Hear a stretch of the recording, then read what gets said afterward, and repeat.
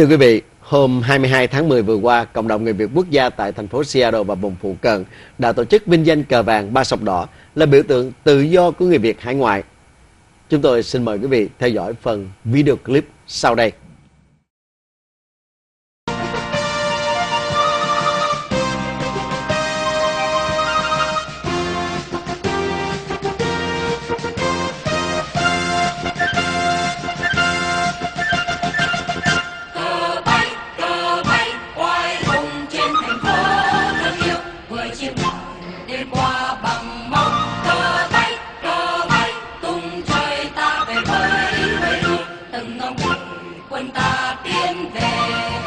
Chào quý vị, đây là Hồng Trang, phóng viên của đài truyền hình Việt TV.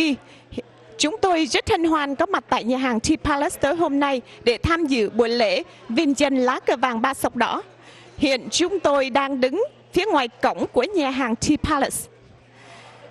Như quý vị đang thấy ở trước mặt chúng tôi, những lá cờ vàng ba sọc đỏ biểu hiện cho sự tự do đang bay phất phới trên bầu trời Seattle thật tuyệt đẹp.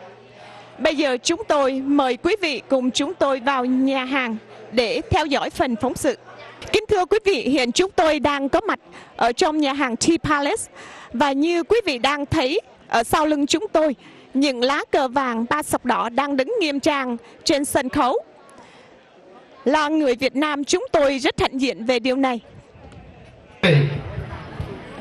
Trước hết, Nguyễn Quý Long và Thanh Dung, chúng tôi xin gửi lời chúc sức khỏe đến tất cả các quý vị và xin gửi đến quý vị một lời chào trân trọng nhất. Và kính thưa quý vị, ngày hôm nay là một ngày rất là đặc biệt, một ngày mà mọi người chúng ta ai cũng mong đợi, đó là ngày vinh danh lá cờ vàng ba sọc đỏ. Lá cờ vàng là biểu tượng của tự do, là linh hồn của đất nước Việt.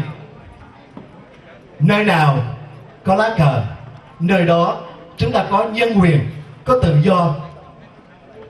Và ngày hôm nay, với cái tấm tình mà tất cả các quý vị đã dành thời gian để đến đây, chúng tôi sẽ được phép thay mặt ban tổ chức gửi lời cảm ơn đến tất cả các quý vị. Và ngay bây giờ, xin quý vị hướng về sân khấu để chào đón anh Văn Sáng, người sẽ hướng dẫn chúng ta chào quốc kỳ ngày hôm nay. Xin mời anh Văn Sáng. Can you see by the dawn's early light, last gleaming o'er the ramparts red wave?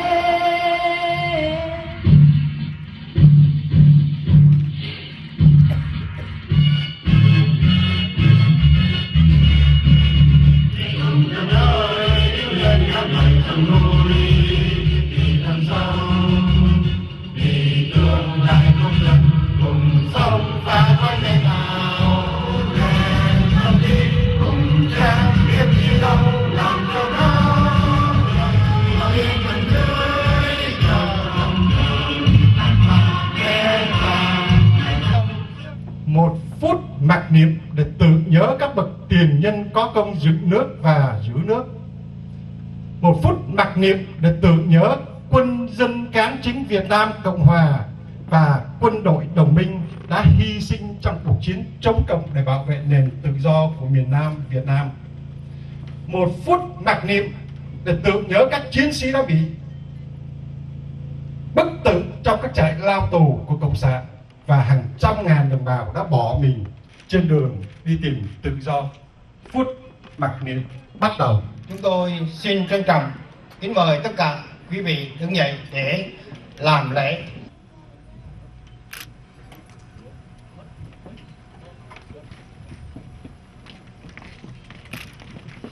Qua bao thời gian trôi lăn cái dòng sinh mệnh của lịch sử, dân tộc Việt đã oai hùng gìn giữ vẹn Giang Sơn.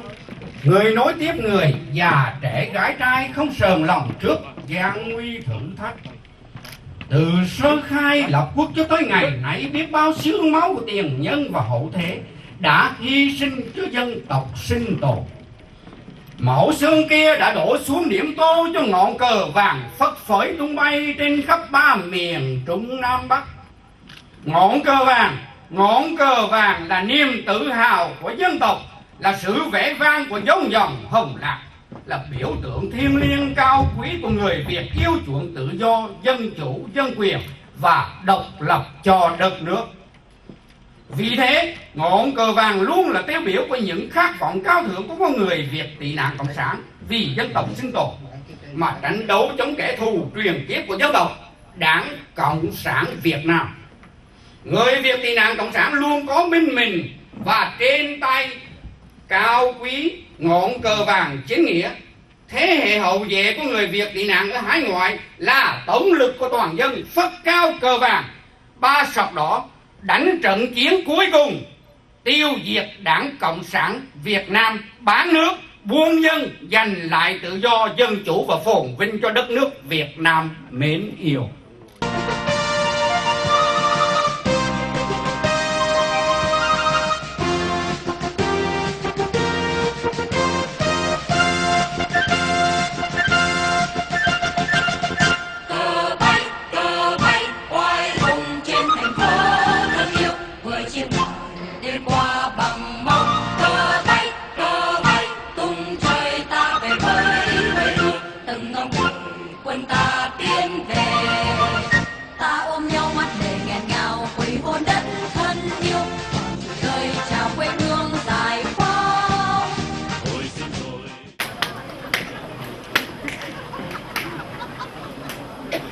Hello, can you please tell me your name and your feeling about tonight's event? Thank you.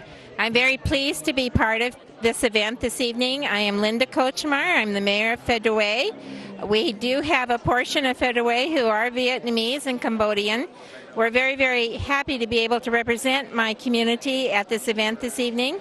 My husband served with the U.S. Air Force in Vietnam in 1979, and so did my twin brother.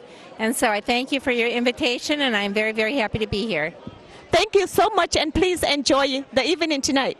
Can you please tell me your name and then your feeling about tonight? I'm Dale Parsons, and I'm coming down from Olympia tonight.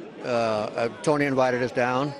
I've been working with him down there on some projects down with the memorial there in the Olympia Capitol ground, getting some recognition for the Vietnamese who fought in South Vietnam. Thank you so much, and please enjoy your dinner tonight. And I'm happy to see the diversity that's been reflected here at the Tea Palace tonight.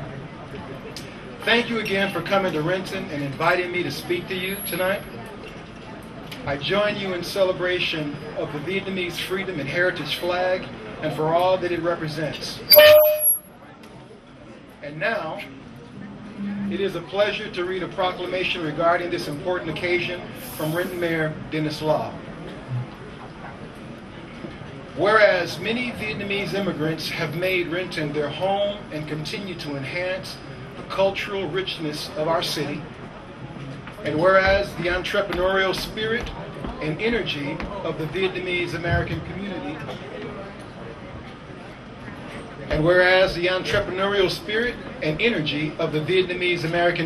has significantly contributed to Renton's economic vitality and prosperity, and whereas many Vietnamese Americans lost friends and family members as they fought bravely in defense of freedom and democracy during the Vietnam conflict, and whereas the Vietnamese American community continues to oppose tyranny in all of its forms and to celebrate the principles of democracy, freedom, and respect for human rights.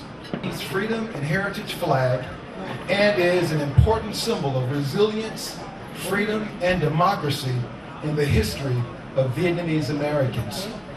Now therefore I, Dennis Law, Mayor of the City of Renton, do hereby proclaim October 22nd, 2010 to be Vietnamese Freedom and Heritage Flag Day in the City of Renton. And I encourage all citizens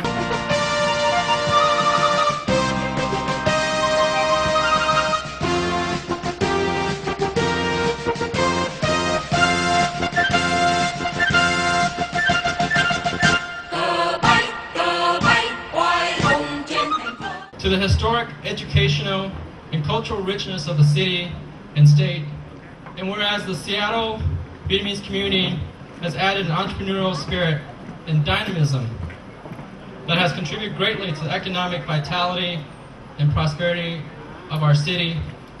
And whereas many Vietnamese Americans fought bravely alongside American soldiers in defense of freedom and democracy in Vietnam and lost friends and family members in that conflict. And whereas the Vietnamese American community remains vigilant in opposing all forms of tyranny and celebrating the principles of democracy, freedom, and respect for human rights. And whereas the flag of the former Republic of Vietnam, with 3 red stripes on a field of yellow dating back to 1948, serve as a symbol of resilience, freedom, and democracy to Vietnamese Americans in Seattle. And whereas the flag with 3 red stripes on a field of yellow has become known as the Vietnamese Freedom and Heritage flag and serves as an important symbol in the history of Vietnamese Americans, now, therefore, I, Michael McGinn, Mayor of the City of Seattle, recognize the Vietnamese Freedom and Heritage flag as a symbol of Vietnamese Americans in Seattle and a reminder of sacrifices made in the defense of freedom and democracy. Michael McGinn, Mayor. Thank you. Toàn Hồng Kỳ chú ý đèn tiếp trước.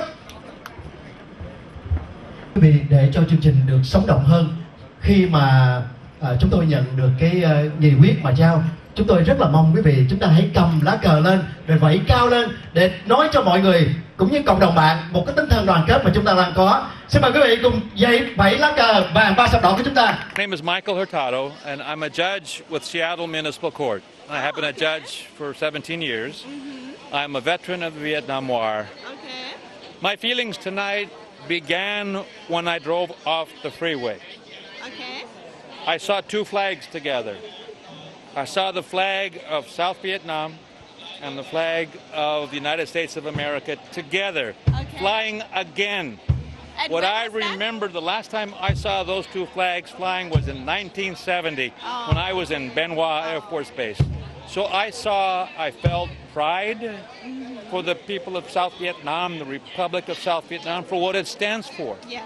Okay. And what does it stand for? It stands for one thing, I believe. Freedom. Freedom and democracy. Yes. Because there were over 50,000 American lives and well over 200,000 South Vietnamese men, women, and children who gave their lives for that flag right there. Correct. So tonight, what I feel is pride, honor that I have had a little bit of impact on the Vietnamese community and their heritage. And of today's event. Today's event is as important to our country as a whole, I believe, as the birth of a nation and as important as July 4th, 1776, when this nation became a country and we became a melting pot of all the different cultures. And it is so important that the Vietnamese community is embraced and recognized for what it is.